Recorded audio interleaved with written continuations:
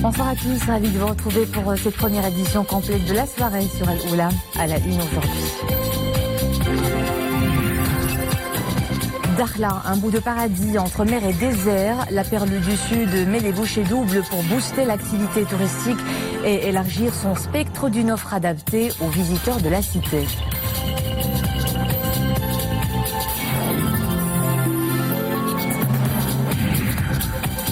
Opération plage propre, l'élan de sensibilisation se poursuit pour débarrasser les côtes du plastique. Nous verrons à la plage Znatin à Casablanca.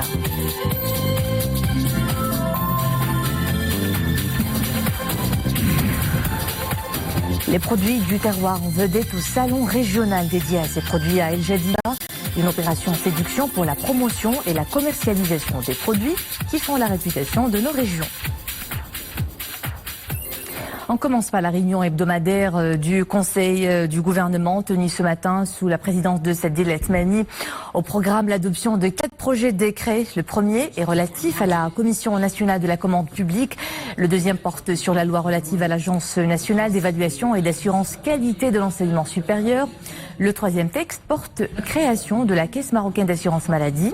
Enfin, le quatrième concerne le prolongement du mandat de certains membres du conseil d'administration de la Caisse nationale des organismes de prévoyance sociale. Lors de ce conseil, le chef du gouvernement a indiqué que le Maroc figure parmi les rares pays disposant d'une loi consacrée entièrement au droit d'accès à l'information et que cette loi a permis au pays d'intégrer le partenariat pour un gouvernement ouvert. Latmani a relevé également que l'année 2019 est celle de l'instauration des bases et de l'élaboration des moyens pour assurer une application optimale de ce texte contre la corruption et pour plus de transparence. Dakhla, paradis connu des surfeurs et amateurs de sport nautique.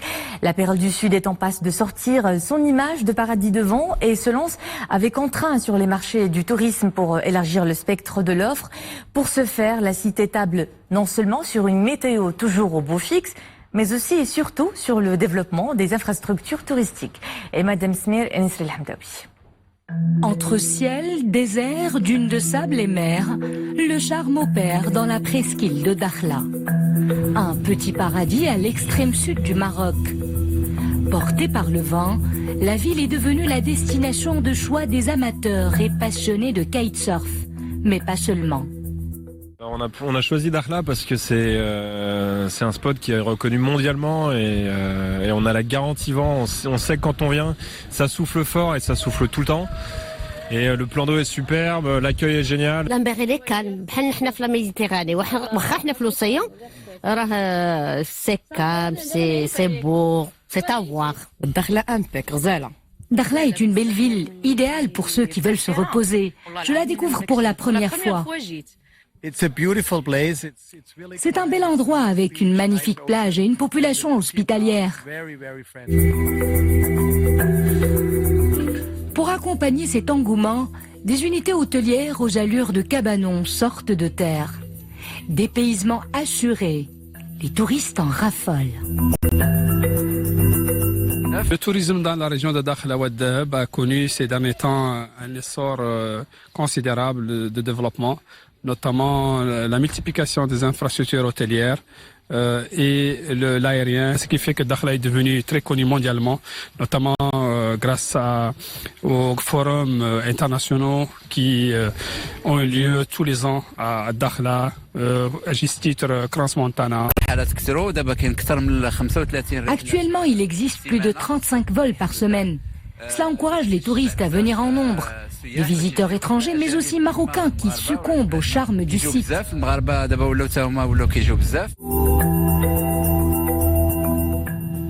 Le taux d'occupation a atteint 43% sur les 4 premiers mois de 2018.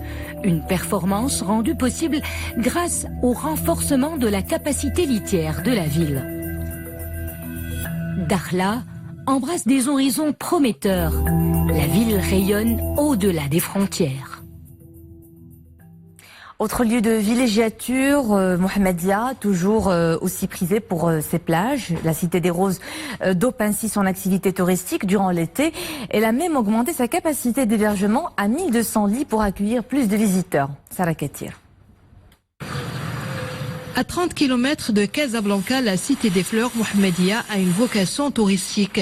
Avec ses magnifiques plages, elle attire en été de nombreux touristes. La ville draine de plus en plus des investissements, ce qui a permis l'ouverture dernièrement de 4 unités hôtelières, ce qui augmente la capacité d'hébergement de la ville à 1200 lits. Ce dynamisme, il a été accompagné entre autres par un dynamisme ou une dynamique au niveau de l'investissement à travers la création de plusieurs unités hôtelières gérées que ce soit par des particuliers nationaux ou des chaînes de renommée internationale, ce qui a donné de la visibilité et de l'attractivité touristique à la ville de Mohamedia. On vise beaucoup de touristes, on a pu développer quand même sur la ville de Mohamedia beaucoup de segmentation de loisirs. On a de la clientèle chinoise, la clientèle malaisienne, la clientèle hindoue, la clientèle qui vient d'Allemagne et en train de bien se positionner sur le marché du Maroc et le marché du Casablanca. Pôle touristique par excellence, Mohamedia dispose d'atouts considérables qui peuvent attirer des touristes marocains et étrangers. De plus, ces unités hôtelières créent de l'emploi pour les jeunes de la région. Permis la création d'emplois directs et indirects en collaboration avec plusieurs institutions de formation et ça a permis un dynamisme au niveau touristique au niveau de la ville de Mohamedia à travers aussi le partenariat avec les différents sites d'attraction et les différents partenaires sur la ville, par exemple le golf de Mohamedia, le tennis, le karting, etc. Avec des plages calmes et d'autres avec de grandes vagues propices à la pratique du surf, une promenade maritime piétonne, un golf, des hôtels classés et aussi une proximité de l'aéroport Mohamed V, la ville de Mohamedia a un avenir prometteur dans le domaine touristique. Et on enchaîne avec ces chiffres toujours aussi prometteurs sur l'activité touristique. Près de 4,31 millions de touristes ont visité le Maroc entre janvier et mai 2019, une progression de 4,6% par rapport à la même période un an auparavant. Selon l'Observatoire du tourisme, les principaux marchés émetteurs ont connu une hausse en termes d'arrivées en cette période, en particulier les États-Unis, l'Italie, la France, l'Espagne et l'Allemagne. Et pour accueillir les visiteurs d'été dans les meilleures conditions possibles, les plages se font propres. Ces lieux de villégiature très prisés vivent cette année au rythme d'une campagne fédératrice. C'est lancé par la Fondation Mohamed VI pour la protection de l'environnement pour contrecarrer la pollution au plastique sur nos côtes. Un élan de sensibilisation entrepris dans une centaine de plages du pays, notamment à la plage Zinata à Casablanca. Nisrine Ostar. Cette plage est éjanchée de plastique, de canettes et de mégots. Conscients que ces déchets toxiques peuvent finir dans nos assiettes, ces jeunes ont répondu à l'appel de la Fondation Mohamed VI pour la protection de l'environnement. Pendant que d'autres volontaires plongeurs curent les fonds marins, eux s'occupent plutôt du sable. Cette plage était très polluée et peu fréquentée. Grâce à cette belle mobilisation, elle commence à retrouver son charme. Casablanca, pour donner le coup d'envoi de l'opération J'aime ma plage. Cette opération ayant pour objectif de préserver les océans en récupérant les déchets de la plage, mais aussi sensibiliser les estivants sur la problématique des déchets. Une rémunération symbolique est accordée à chaque nettoyeur. L'idée est d'engager d'autres bonnes volontés dans cette action écolo. Les jeunes sont l'avenir. C'est pour cela que nous les avons impliqués dans cette grande opération. Ils ont bénéficié en amont de plusieurs ateliers de sensibilisation à la protection du littoral. Des gestes simples qui feront la différence. Cette grande opération nationale se poursuit jusqu'au 21 septembre. Elle sera couronnée par le World Cleanup Day. Des centaines de jeunes devraient y prendre part. Dans le reste de l'actualité, 40 hectares de forêt ravagés à la commune à El Hassen dans la province de Tétouan. L'incendie est en passe d'être maîtrisé. Les efforts se poursuivent et tous les moyens aériens et terrestres sont mobilisés pour venir à bout des flammes. Les vents forts et le terrain accidenté ont augmenté la vitesse de propagation du feu et donc rendu plus difficile la tâche des équipes d'intervention. 10 camions citernes, 3 avions canadiens, en plus d'une centaine de soldats d'éléments des forces auxiliaires et d'autres services sont sur le terrain pour circonscrire l'incendie. Le mercure s'affole dans certaines régions du pays, de 41 à 44 degrés enregistrés à Figuig, Rachidia, Tata, Zagora. On enregistre également des valeurs de 39 à 42 dans les provinces de Boulmen, Gursif, Jarada, Oujda, Sfro et Tabriut jusqu'à samedi. À l'international, au moins 71 combattants tués dans des affrontements ces dernières heures entre forces dominées par des djihadistes et troupes du régime syrien dans le nord-ouest du pays. Les combats se poursuivent depuis hier aux abords de la région d'Idlib, dirigée par les djihadistes du groupe Hayat Tahrir al-Sham, dominé par l'ex-branche syrienne d'Al-Qaïda, notamment dans le nord de la province de Hama. La région d'Idlib, qui échappe toujours au contrôle de Damas, fait l'objet de l'escalade la plus violente depuis un accord conclu en septembre 2018 entre la Russie et la Turquie visant à éviter une offensive d'envergure. Les ministres européens de l'environnement réunis aujourd'hui dans la capitale finlandaise, Helsinki, au menu des échanges, les changements climatiques, la biodiversité et l'économie circulaire. Dans leurs allocutions, les participants ont estimé que la prospérité de l'Europe, je cite, dépend des défis liés à la préservation de l'environnement et à la durabilité. Cette rencontre de haut niveau s'étalera sur 3 jours. Notez à présent ce bilan meurtrier en Grèce, 7 morts dont 2 enfants ont péri et 23 autres blessés lors d'une violente tornade accompagnée de grêle qui s'est abattue hier soir sur les stations balnéaires bondées de Kalsirik au nord.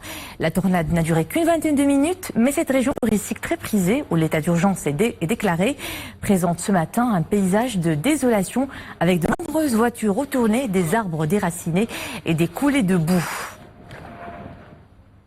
Un long périple de 3,2 milliards de kilomètres, c'était l'ultime défi de l'ambitieuse mission de la sonde japonaise Hayabusa 2 qui a réussi à se poser une deuxième fois sur un astéroïde. Entamée en 2014, cette délicate mission a pour but d'enrichir nos connaissances sur la formation de notre système solaire.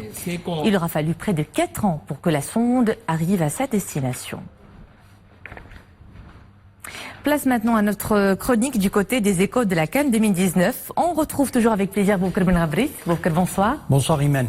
Et on commence par le match qui oppose en ce moment l'Algérie à la Côte d'Ivoire au stade de Suez. L'Algérie qui se voit dresser sur son chemin son adversaire redoutable, l'un des habitués à jouer les premiers rôles pendant cette phase finale. Effectivement, je pense que c'est une finale avant la lettre. Côte d'Ivoire, Algérie. Le score est à 1-1 et on joue les prolongations. Mais abstraction faite du résultat. Quel match, quel engagement, quelle intensité. Il faut dire que l'Algérie a subi les 5 premières minutes, mais s'est reprise et est arrivée à mener au score à la 20e minute un but signé Soufiane Figouli sur une très belle passe de Ben Sebrini. Il faut dire que l'Algérie aurait pu aggraver le score également à la 47e minute, au tout début de la seconde mi-temps. Un penalty donc raté par Bouchnah. Les Ivoiriens, les éléphants de Côte d'Ivoire se sont repris et ont commencé à être de plus en plus dangereux par Jonathan Kodjia. Jonathan Kodjia qui est arrivé d'ailleurs à inscrire le but à la 62e minute, ce qui a donné 1-1 entre les deux équipes. Mais il faut dire que le match se joue à égalité de chance. Rien ne peut être dit. Je pense que c'est parmi l'un des plus beaux, plus belles rencontres depuis le début de cette CAN. C'est ce Côte d'Ivoire, Côte d'Ivoire, Algérie. Mais il faut signaler également en parenthèse le match Cameroun-Nigeria. Nous allons revenir plus en détail, bien sûr, demain sur cette belle rencontre Algérie-Côte d'Ivoire. Et dans moins d'une heure, à notre duel Madagascar-Tunisie, la Tunisie qui n'a toujours pas gagné dans cette CAN, elle a fait 4 matchs nuls, mais ce duel mettra également en prise 2 sélectionneurs français au profil bien différent, Nicolas Dupuis et Alain Giresse. Il faut dire que le match Madagascar-Tunisie vaut le détour pour leur première participation à la CAN. Les Barrières ont fini premier de leur groupe devant le Nigeria. Ils ont ensuite enchaîné en s'offrant, il faut le dire, le scalp de la République démocratique du Congo en 8e de finale. 4 tirs au but à 2 après les prolongations. La rencontre s'est soldée sur 2-2. Les hommes de Nicolas Dupuis savent adapter. De son côté, la Tunisie n'a toujours pas d'ailleurs gagné dans cette CAN. 4 matchs nuls. Son jeu est loin d'être flamboyant. Et Alain Giresse recherche encore la bonne formule. Les deux équipes ne se sont jamais affrontées en phase finale de la CAN. 4 confrontations pour les deux équipes, 3 victoires pour les Tunisiens. Et puis, rappel à présent également du match d'hier. Il s'agit, Iman, du Sénégal-Bénin. match le Sénégal-Bénin. Oui. Où le Sénégal, qui a quand même dominé son adversaire en demi-finale, sont arrivé à convaincre. Le Sénégal qui a atteint donc le stade des demi-finales après sa victoire face au Bénin 1-0. L'unique but de la rencontre a été inscrit par Olivier Verdon à la 82e minute de jeu, offrant ainsi la qualification au Lion de la Teranga. Le Sénégal affrontera d'ailleurs dimanche le vainqueur de la rencontre qui opposera ce soir la Tunisie à Madagascar. On écoute quelques déclarations de joueurs sénégalais après cette victoire. Il s'agit de Sadio Mané et du défenseur sénégalais Lamine Gassama. Honnêtement, on est content. Honnêtement, on est content et on est fiers. Et je pense que voilà, c'était pas l'un de nos meilleurs matchs, mais il faut s'attendre à tout. Il faut s'attendre à tout. Et le terrain n'était pas fameux, mais bon, on a essayé de faire avec, et aussi avec une équipe qui est vraiment généreuse. Et on a essayé de pousser à la fin, on s'est créé pas mal d'occasions et au final on a marqué un but et je pense qu'on méritait de gagner ce soir. Une équipe qui a su tenir le Ghana, qui a su tenir le Cameroun, qui a battu aussi le Maroc. Donc il faut avoir beaucoup de respect pour ces gens-là parce qu'ils ont bien travaillé et il faut faire preuve d'humilité parce que faut pas croire qu'on va gagner les matchs toujours 5-0, 6-0. Ça n'existe plus en Afrique, toutes les équipes sont compétitives. Donc un maximum de respect pour cette équipe-là. On a gagné 1-0 donc on est très très content. Et pour ce qui est du Bénin, Imen, le Bénin qui a tenté de rééditer ce qu'il avait d'ailleurs fait face au Maroc, jouer la défensive à outrance. Les Lions de la Teranga ont été plus forts. Le Bénin quitte donc la compétition. On écoute quelques joueurs béninois, Désiré et Jordan, tous deux joueurs donc béninois. Qu'est-ce qui nous a manqué? C'est un match de haut niveau. Et les matchs de haut niveau se jouent sur les détails. Je pense que ça s'est joué sur les détails. Ils nous ont battu 1-0. On a marqué un but en retard où il n'y avait pas faute avant. Voilà, c'est des détails en fait. Je ne vais pas rentrer dans les détails, mais voilà, on est déçus. On sera entendu. Je pense que beaucoup de joueurs qui sont là seront encore là à la prochaine CAN. Enfin, j'espère qu'on y arrivera. On a montré à beaucoup qu'on pouvait résister avec de grandes nations africaines. Et c'est bien d'être entendu. Ça veut dire qu'on impose le respect, qu'on a montré des bonnes choses. Et c'était bien d'être une surprise cette année et ça sera bien d'être entendu si on va à la prochaine CAN parce qu'on aura au moins l'ambition de faire la même chose.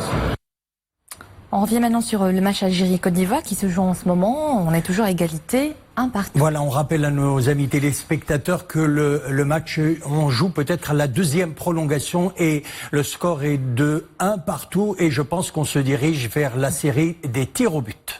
Et hier, le Nigeria est venu à bout de l'Afrique du Sud et a rejoint les demi-finales au terme d'une rencontre pas vraiment emballante. Le Nigeria s'est finalement imposé sur un score de 2-1, éliminé. Les Bafana n'ont presque rien montré, Boubkar. Voilà donc le résultat d'hier, Nigeria-Afrique du Sud. Le Nigeria a pris le dessus 2-1. Il faut dire que le Nigeria affrontera dimanche le vainqueur de la rencontre qui oppose en ce moment même l'Algérie à la Côte d'Ivoire. Et on finit sur le plaisir d'apprendre un peu plus sur le glossaire du foot, toujours avec vous, Boubkar. Qu'avez-vous préparé ce soir? Alors, on commence par le premier, c'est poser le bus. Poser le bus devant la surface. Je précise, c'est jouer avec précisément 10 défenseurs, donc c'est vraiment fermé. Un verrouillage. Un verrouillage impec. Et puis nous avons une valise. Une valise. Il n'y a pas d'argent dans la valise, mais c'est prendre beaucoup de buts dès le début de la rencontre. Voilà, c'est l'explication le jargon, prendre une valise, ça se dit dans un match de football, prendre beaucoup au début, en peu de temps, et surtout en peu de temps. Et puis nous avons les gants en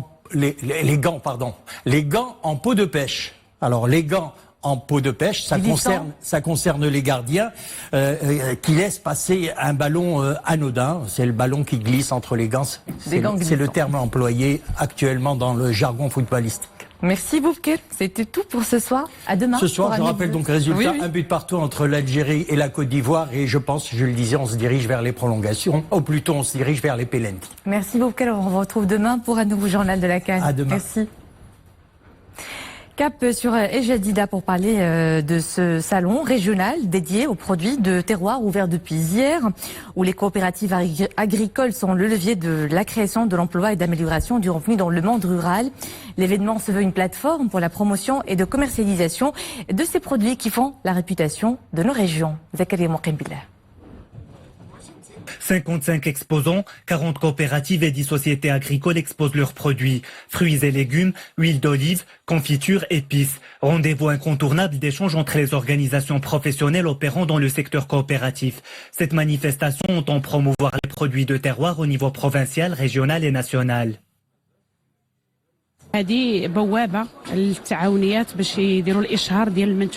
Ce salon nous permet de faire connaître les produits de terroir. C'est le fruit du travail des coopératives, des organisations professionnelles et des groupements d'intérêt économique. Notre coopérative se spécialise dans les produits laitiers et compte 85 femmes. Nous disposons d'un local où nous travaillons à la production de produits dérivés, fromage, lait, beurre. Ce salon est une vitrine pour établir de nouveaux contacts dans plusieurs régions. L'événement conforte les efforts du ministère de tutelle, les institutions et le secteur privé. Objectif, valoriser les projets entrepris dans le cadre du plan Maroc Vert pour le développement de ces produits. Les coopératives jouent un rôle important. On compte 650 coopératives au niveau de la région, avec plus de 250 au bureau régional de l'investissement agricole et 100 000 affiliés. Dorénavant, ces coopératives doivent s'orienter vers l'entrepreneuriat et les services, dans le but de favoriser la prospérité socio-économique et l'emploi.